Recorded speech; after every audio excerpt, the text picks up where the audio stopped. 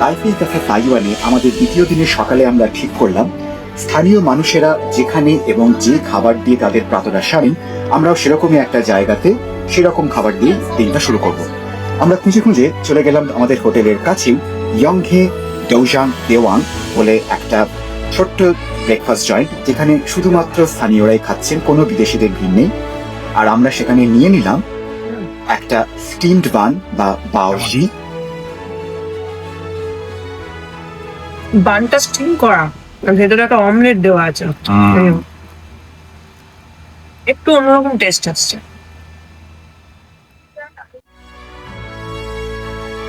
আর আমি নিলাম এই ডো স্টিক, যাকে স্থানীয়রা বলে ইউ তিয়াও, ময়দার তৈরি ভাজা একটা স্টিক বা কাঠির মতো একটা জিনিস।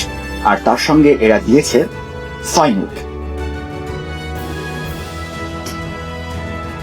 ব্রেকফাস্ট সেরে আমরা রওনা দিলাম তাইপেই শহরের অদূরেই ইয়াংমিংশান ন্যাশনাল পার্কের দিকে, যেখানে আছে ইয়াংমিংশান নামে ভলক্যানিক মাউন্টেন, যেখানে খুব ভালো হাইক করা যায়। প্রথমে মেট্রোয় চেপে আমরা গেলাম শিলিন নামের একটা স্টেশনে, যেখান থেকে আমাদের ধরতে হবে বাস। একটার পর একটা বাস বেরোতে থাকলো, কিন্তু ইয়াংমিংশানের বাস আমরা পেলাম না। অগত্যা আমাদেরকে একটা উবার বুক করতে হলো। উবার বাবু একটু ইংরেজি বোঝেন না, তাই তিনি চুপ ছিলেন সারা রাস্তা, আর আমি শুধু ভিডিও করতে করতে চললাম। একটু যাওয়ার পর থেকেই চারপাশের দৃশ্য অত্যন্ত সুন্দর হতে শুরু করলো। চারপাশে পাহাড়, ঘন জঙ্গল, চারিদিক সবুজ, কুয়াশা মেঘে থাকা, ঠিক যেরকম মাউন্টেনাস রিজিয়ন হয় ঠিক সেরকমই দেখতে লাগছিল। আর আমাদের দুজনেরই মন রোমাঞ্চে ভরে উঠছিল যে একটু পরেই আমরা যেখানে নামবো সেখান থেকে কি সুন্দর একটা ট্রেক করা শুরু হবে। গাড়িতে করে এই জার্নিটা প্রায় 40-45 মতো ছিল।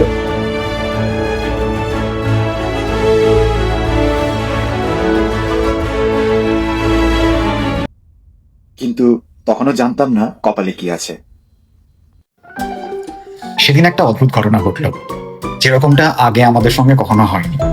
ইয়াংমিংশান মাউন্টেনে, যেখান থেকে ওই ভলক্যানিক ট্রেলটা স্টার্ট হয় এবং বেশ প্রায় কয়েক ঘন্টার একটা সুন্দর হাইকের ব্যবস্থা করা আছে, তার যেখানে বেস যেখানে আমাদেরকে আমাদের উবের ড্রাইভার নামিয়ে দিল, সেখানে আমরা নেমে দেখলাম যে আমরা একটা অত্যন্ত প্রয়োজনীয় জিনিস আনতে ভুলে গেছি। সেটা হচ্ছে সোয়েটার আর জ্যাকেট। তাইপেই শহরে যথেষ্ট গরম ছিল। আমরা কেউ ধারণাই করতে পারিনি যে মাত্র মিনিট 40 কি 45 বা 50 মিনিট হয়তো হবে খুব বেশি হলে, ড্রাইভ করে যাওয়ার পর যেখানে আমাদেরকে নামাবে সেখানে এরকম হাড় কাঁপানো ঠান্ডা হতে পারে, আর সেই রকম হাওয়া। হিহি করে আমরা দুজনে কাঁপতে শুরু করলাম। আর সেই জায়গাটাতে প্রায় কিচ্ছু নেই, শুধু একটা টয়লেট ইউরিনালস টাইপের কিছু আছে, আর একটা ছোট্ট গিফট শপ আছে যেখানে ওরা কিছু জ্যাকেট বিক্রি করছে, যেগুলো অত্যন্ত চড়া দাম, মানে প্রায় অস্ট্রেলিয়ান কারেন্সিতে $100-200 দিলে একটা অত্যন্ত পাতলা একটা জ্যাকেট কিছু পাওয়া যাচ্ছে, যেটা আমাদের ঠিক পোষালো না। আর আমাদের কাছে ভালো জ্যাকেট ছিল, আমরা হোটেলে জাস্ট রেখে এসেছি, আমরা ভাবতেই পারিনি যতটা ঠান্ডা হবে। আমরা জ্যাকেটটা এনেছিলাম আলিশান মাউন্টেনের জন্য, কিন্তু তাইপের কাছে এই ইয়াংমিংশানেও যে এতটা ঠান্ডা থাকবে আমরা ভাবতেই পারিনি। তো যাই হোক, আমরা দুজনকে দোষতে শুরু করলাম যে কার ভুলে এটা হয়েছে, কে দেখেনি যে ওখানে ঠান্ডা ছিল। এবং শেষ পর্যন্ত যেটা হচ্ছে আমাদের ভিডিও আর ওখানে করে ওঠা হয়নি। আমাদের দুজনেরই মন মেজাজ একদম খারাপ হয়ে গিয়েছিল। আমরা তারপরেই দেখলাম যে কখন বাস পাওয়া যাবে ফিরে আসার। কিছুক্ষণের মধ্যে আমরা একটা বাস পেয়ে গেলাম, আর বাস ধরে আমরা আবার তাইপে শহরে ফিরে এলাম। এরপর থেকে দেখুন কি হয়। রাজার মুখে বাস ধরে আমরা আবার এলাম সেই শিলিন স্টেশনে। এখান থেকে মেট্রো ধরে আমরা যাব তাইপেই শহরের কেন্দ্রস্থলে। কিন্তু এরপর ঠিক কি করব কোনো আইডিয়া সেরকম ভাবে ছিল না, কারণ আমাদের দিনটার আজকে প্ল্যান ছিল প্রায় দুপুর পর্যন্ত ইয়াংমিংশানে হাইক করা। তো ট্রেনে চেপে আমরা ডিসাইড করলাম যে এবার একটা ট্র্যাডিশনাল টি হাউসে যাওয়া যাবে। দংমিন মেট্রো স্টেশন থেকে নেমে ইয়ংকাং স্ট্রিট ধরে আমরা এগোতে থাকলাম চিয়াংতিয়ান টি হাউসের দিকে।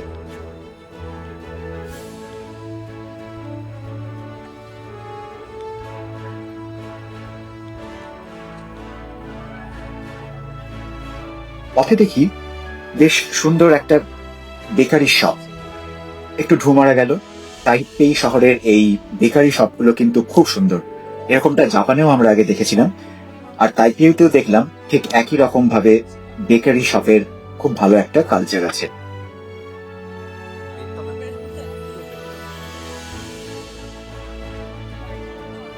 দোকানের শেলফে কাচের পেছনে এত সুন্দর সুন্দর সব জিনিস পাওয়া যাচ্ছে, দেখেই লোভ হতে শুরু করলো।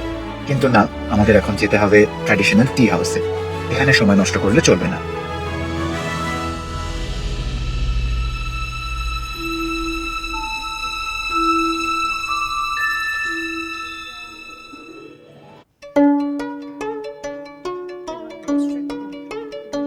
ইয়াংতিয়াং টি হাউস একটি জাপানিজ বাড়ির আদলে তৈরি। সামনে প্রশস্ত একটি উঠোন, আর উঠোনটা পেরিয়ে গেলেই এই টি হাউসের বাড়ি। এই অঞ্চলে আগে নাকি অনেক জাপানিজ প্রফেসর বাস করতেন। আজকাল তারা অনেকেই চলে গেছেন, কিন্তু এই অঞ্চলটা বেশ সুন্দর সুন্দর কিছু রেস্টুরেন্ট আর টি হাউসে ভরে উঠেছে। খুব শান্ত নিরিবিলি একটা জায়গাতে এই টি হাউস। আর আমাদেরকে বসানো হলো একদম কোণের একটা ছোট্ট কামরাতে।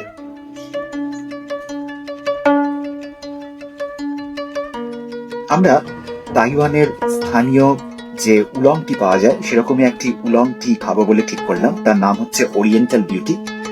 সেই চা আসার আগে আমি টি হাউসটা একটু ঘুরে দেখতে শুরু করলাম। এই যে শেলফে এখানে বড় বড় প্লেটের মতো মন্ড রাখা আছে, এগুলো কিন্তু ফার্মেন্টেড চা। এগুলোকে বলা হয় পুয়ার টি। অনেক পুরনো পুরনো সব চা এগুলো। কোনোটার বয়স 20 বছর, কোনোটার বয়স 30 বছর, 5-10 বছর তো আছেই। আমি শুনেছি প্রায় 100 বছরের পুরনো পুয়ারটিও নাকি পাওয়া যায়। পুয়ারটি আমি কখনো খাইনি, সেদিনকেও খেয়ে দেখা হয়নি, পরে কখনো সুযোগ হলে খাবো। এই টি হাউসটা কিন্তু বেশ সুন্দর এবং বেশ বড়। বিভিন্ন দিকে বিভিন্ন ঘর, আর তার কোনায় কোনায় ছোট ছোট টেবিল পাতা আছে যেখানে এসে বসা যায়। আর শেলফে আছে পুরনো চা তৈরি সরঞ্জাম এসব।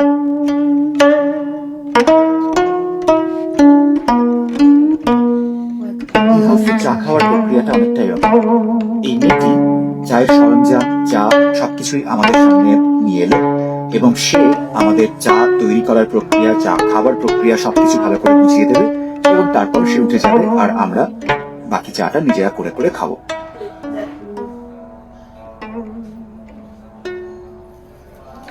কিন্তু দাঁড়ান, তার আগে চা তৈরি করার সরঞ্জামগুলোর ব্যাপারে একটু বলে নিই।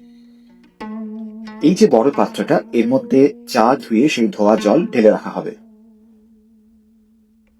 এই বাটিতে করে শুকনো চা নিয়ে আসা হলো এবং তার মধ্যে শুকনো চাটা রাখা থাকবে। এটা হলো চায়ের পট, যার মধ্যে চা তৈরি হবে।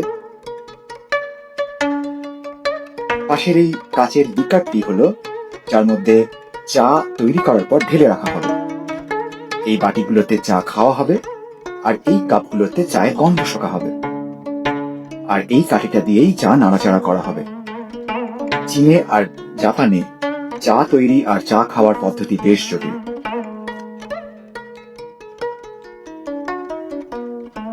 চা তৈরির প্রথম ধাপে চায়ের পট, অর্থাৎ যার মধ্যে চা তৈরি হবে, আর ওই যে ছোট ছোট কাপগুলো যাতে করে চা খাওয়া হবে, সেগুলোকে গরম জল দিয়ে ধুয়ে নেওয়া হয়।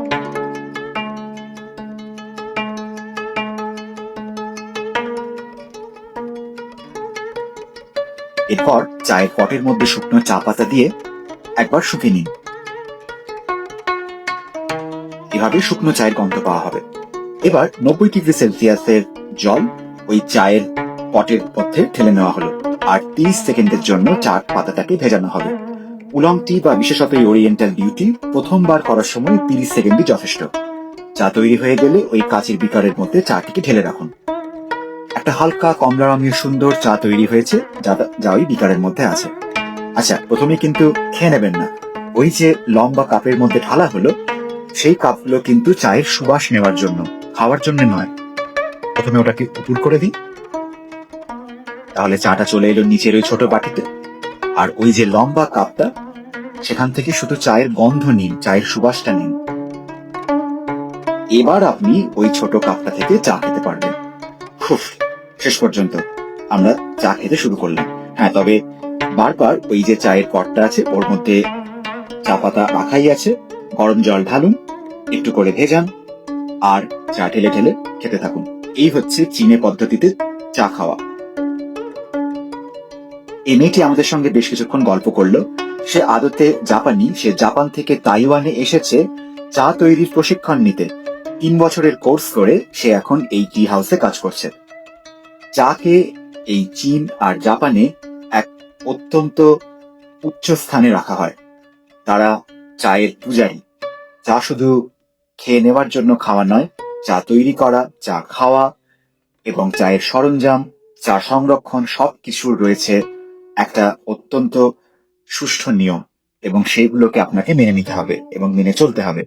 এই হচ্ছে পূর্ব এশিয়ার চা খাওয়া। Yes. That's it. Okay, no problem. Cover it. Yeah, great. Mm. Okay. And wait. 10 seconds. Yes, just 10 seconds. Oh, so first time 30 seconds, but later on it's 10 seconds. Oh, first time 30 seconds. Yeah. yeah. Then 10 seconds, yes, yes. because the leaves are already wet. Right. Yeah.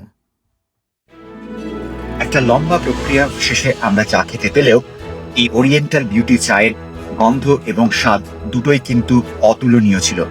আমাদের খাওয়া অন্যতম সেরা চা এই oriental beauty. Taiwan থেকে ফেরার সময় আমরা এই ওরিয়েন্টাল বিউটি কিনেও নিয়ে আসি।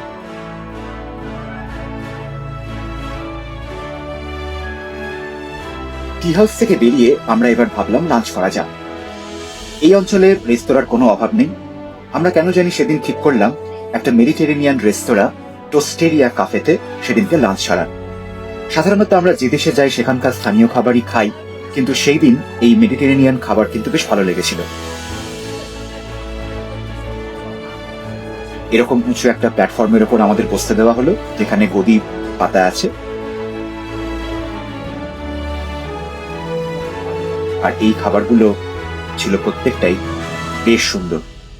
যদিও পরে আমার আফসোস হয়েছে যে কেন সেই দিনটা আমরা তাইওয়ানিজ খাবার খাইনি বা চাইনিজ খাবার খাইনি, যদিও পরে সেসব আফসোস আমরা পুষিয়ে নিয়েছি। লাঞ্চের পরে আমরা একটা ট্যাক্সি ধরলাম, আর দেখুন এই চালক ভদ্রলোক গাড়ি চালাতে চালাতে যেখানেই দাঁড়াচ্ছেন সেখানেই কি সুন্দর ইকে চলেছেন।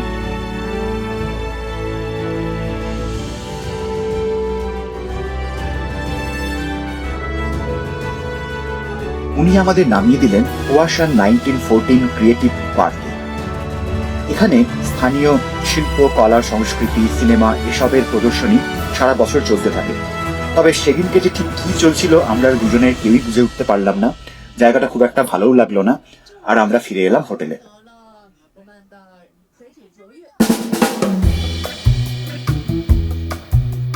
সন্ধ্যাবেলায় আমরা চললাম তাইওয়ানিজ অপেরা দেখতে। না, এটা অপেরা নয়, এটাও অপেরা নয়, এটা হলো তাইপেই মেন স্টেশনে একটা গেমিং আর্কেড। তাইওয়ানে এরকম গেমের প্রচলন ভীষণ। তো যেটা বলছিলাম, তাইওয়ানিজ অপেরা দেখতে আমরা চলে এলাম তাইপেই আই থিয়েটারে। আর সেখানে যাওয়ার জন্য মেট্রোতে 2টো স্টেশন পার করে আমরা এলাম মিনচুয়ান ওয়েস্ট রোড নামে একটা স্টেশনে। সেখান থেকে মিনিট 10 হাঁটা পথ, আর সেই হাঁটা পথে দেখি এরকম রাস্তার ওপরেই মানুষ বসে বসে ডিনার সারছেন।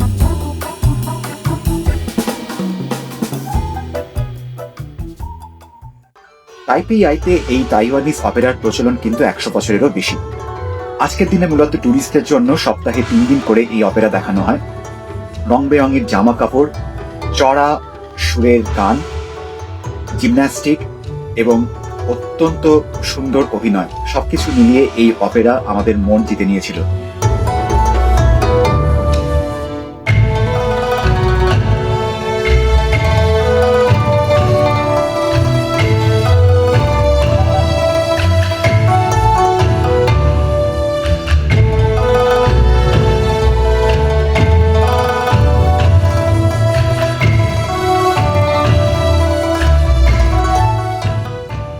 হোটেলে ফেরার পথেই বৃষ্টি শুরু হয়ে গিয়েছিল। হোটেলে ফিরে ডিনার সেরে নিলাম, আর বিছানায় শুয়ে শুয়ে ওপর থেকে এই দৃশ্য দেখতে দেখতে কখন যেন ঘুমিয়ে পড়লাম।